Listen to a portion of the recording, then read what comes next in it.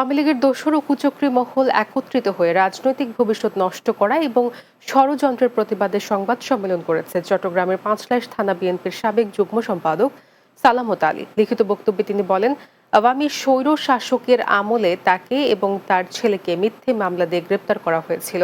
এদিকে আবারও তার এবং আমার দলের ভাবমূর্তি নষ্ট করতে সম্প্রতি তার বিরুদ্ধে বিভিন্ন মিথ্যা অপপ্রচার চালানো হচ্ছে। এ সময় বিএনপি কর্মী কামাল উদ্দিন, আলিফ, রাকিব ও শোভন সহ অনেকে উপস্থিত ছিলেন।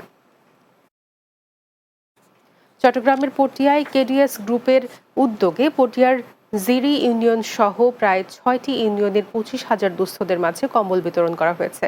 সকালে জিরি ইউনিয়নের Khalil Mir school and college প্রাঙ্গণে কম্বল বিতরণ কর্মসূচির উদ্বোধন করেন কেডিএস গ্রুপের চেয়ারম্যান ও metropolitan chamber of commerce and ইন্ডাস্ট্রিজের সভাপতি খলিল রহমান।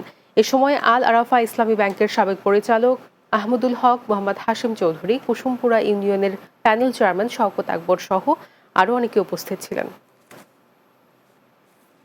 চট্টগ্রামের সন্দীপ হজ অ্যান্ড ওমরা ট্রাভেলসের আয়োজনে দোয়া ও আলোচনা সভা অনুষ্ঠিত হয়েছে। হালিশহর ওয়াবদা কার্যালয়ে অনুষ্ঠিত সভায় প্রধান অতিথি ছিলেন সন্দীপ হজ অ্যান্ড ওমরা ট্রাভেলসের প্রধান উপদেষ্টা মোশাররফ হোসেন। ট্রাভেলসের চেয়ারম্যান ওমর ফারুক মাদানির সভাপতিত্বে বক্তব্য রাখেন লেকভিউ জামে মসজিদের খতিব মাওলানা নুরুল আমিন মাহদি, মুফতি আহসানুল্লাহ, হাফেজ মাহমুদুল হাসান, মাওলানা আব্দুল খালেক রাইয়ান, মোহাম্মদ বেলাল হোসেন সহ অনেকে। পরে মুসলিম উম্মার শান্তি কামনায় দোয়া পরিচালনা করেন হাফেজ মাওলানা শেখ তাজুল ইসলাম। চট্টগ্রাম বন্দর নগরের সর্ববৃহৎ এভারকেয়ার হসপিটালের ক্রিটিক্যাল কেয়ার মেডিসিন বিভাগ প্রথমবারের মতো আয়োজন করেছে ক্রিটিক্যাল কেয়ার সিম্পোজিয়াম। ইভেন্টে ক্রিটিক্যাল কেয়ার মেডিসিনের লেটেস্ট সব তথ্য ও অনুসন্ধান বিষয়ে আলোচনা করা হয় এবং উপস্থিত হেলথ প্রফেশনালদের বিভিন্ন গুরুত্বপূর্ণ পরামর্শ দেওয়া হয়। শুক্রবার সকালে আয়োজিত অনুষ্ঠানে প্রধান অতিথি ছিলেন বিআইটিআইডির সাবেক পরিচালক অধ্যাপক ডাক্তার এম.এ. হাসান চৌধুরী।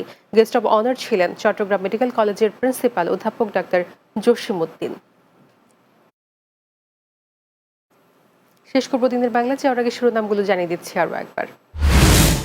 বাংলাদেশকে কান্ট্রি অব দ্য ইয়ার খেতাব দিল দ্য ইকোনমিস্ট। বিশ্ব ব্যাংক থেকে 116